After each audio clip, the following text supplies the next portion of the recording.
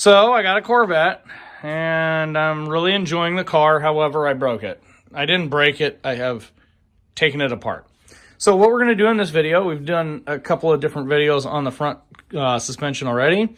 And the next stage here for me is to remove the shock. Now, if you have the control arms off or on the car, don't worry about it. Just replace the shock with everything in place. You don't have to remove anything. Although you may want to unplug the ABS sensor just to make sure that you're not going to damage it. So anyway, what you're going to do is the same thing. Just pretend everything's attached, spindle and everything. But hey, you can see it in the video here. So questions or comments, feel free to leave them in the comment section below. Now, keep in mind, this lower control arm is a 96. The whole car is a 96. So yours might differ slightly. So just keep that in mind.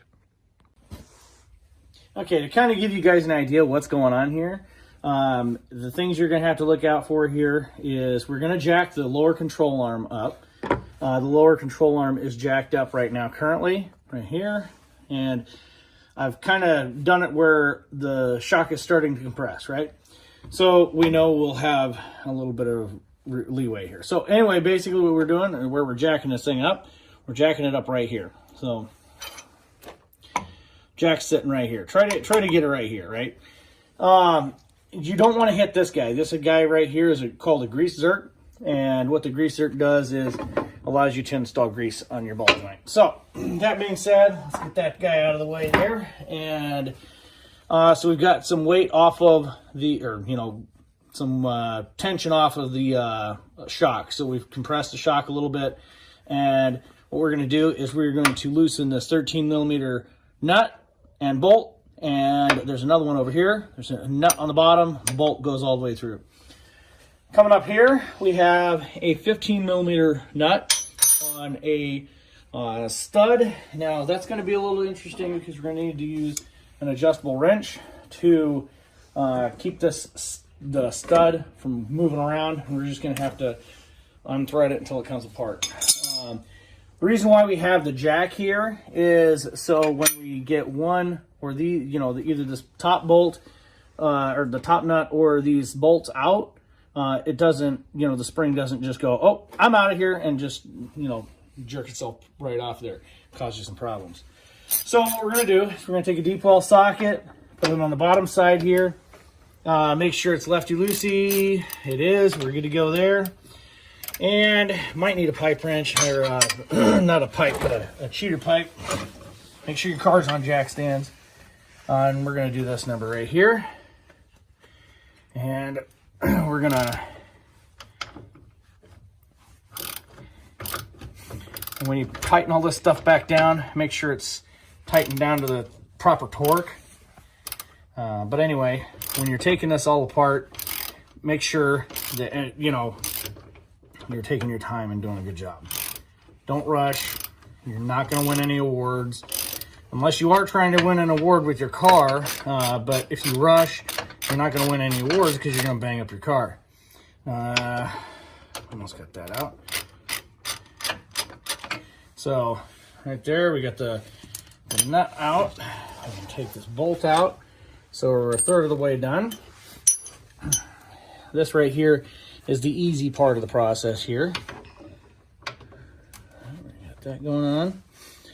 And we're going to put, whenever you have a combination open end, box end wrench, make sure you use the box end whenever possible. Now, make sure that socket's seated on that nut, and then look at that. Look how easy that was. Might not have even been torqued out too well. One thing about older cars is sometimes they've been worked on, they haven't been worked on right, and over the years, things can work themselves loose. And that's one thing, when you have this thing serviced for winter, make sure that you look it over. Just kind of take the time to do an inspection on everything and make sure that, the car is not going to be a hazard for you in the next year. Now, there we go. There's a nut. Let's take that bolt out. There's the bolt. Now, you see that?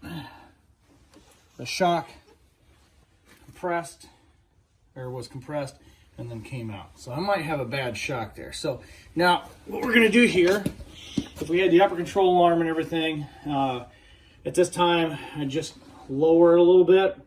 If everything was in place, I just lower it a little bit, and then you know, everything would, you know, kind of fall back into place. But basically I'm kind of moving this out of the way, so if I had everything together, then I could, you know, get this nut off and then pull this out this way, right? So let's get this nut off, and enough of me rambling. I'm doing about 10 different projects at the same time on this thing, so I've got tools everywhere right now, so bear with me. So here, what we're doing is there's a slot there, and we want to make sure we're going the right way. Lefty-loosey, righty-tighty. Be amazed how many people don't know that these days. If you had a ratcheting wrench, open-end wrench, that'd be fantastic, but I don't. I do, just not this size. I'm gonna take my gloves off because nothing up here is real super greasy.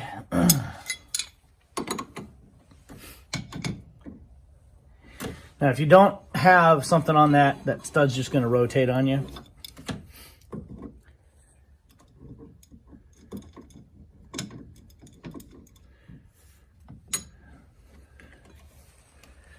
At this point in time, if you're just taking the shock off because you're doing what I'm doing, might want to inspect it and replace it.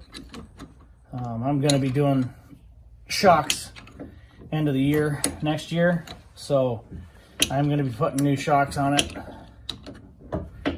Not going to do that this year because I'm doing the bushings this year, doing everything else this year. And I really don't want to spend any more money on it and just not be able to enjoy it. You know what I'm saying? Not for a while. So, but anyway, you guys kind of get the idea. We're going to pause real quick. I'm going to get this off, and then I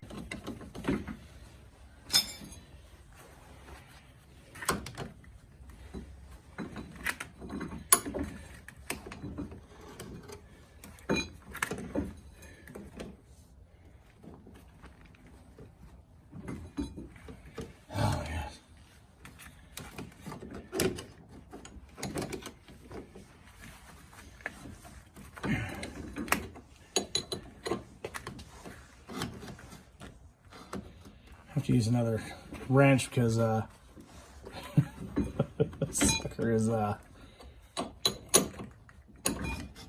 not unthreaded by hand. Oh, that might get it. There we go.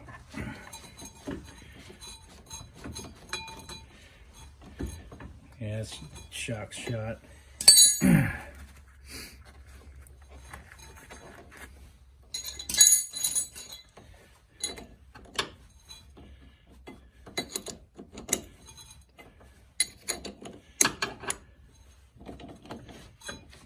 Oh my goodness, come on. Look at me. It's the only thing I don't like about these style of nuts and bolts.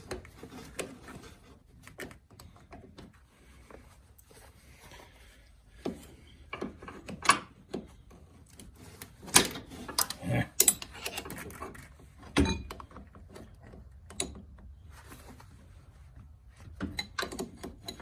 There we go.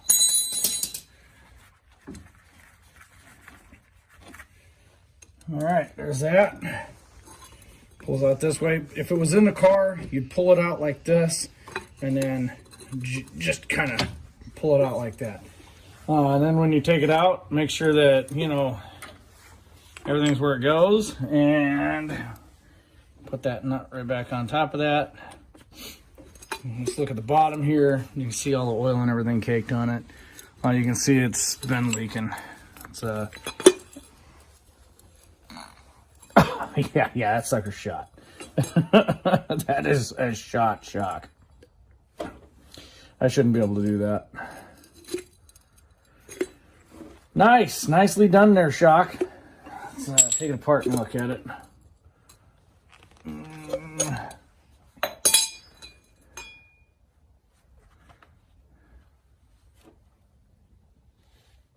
Yeah, you can see yellow oil leaking out of it.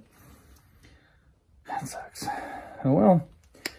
I figured that'd probably be the case because, you know, the shock is only about what, original of the car probably. There's a date code on these.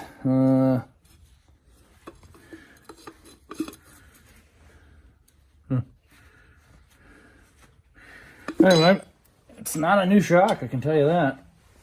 But, put this all back together, and then I'll clean the shock up. I'll probably put it back on the car until I can get set of shocks. I may be doing shocks sooner than I thought I was. Anyway, if you're taking the suspension apart and you're at this point, your next operation would be to remove that and then drop everything down.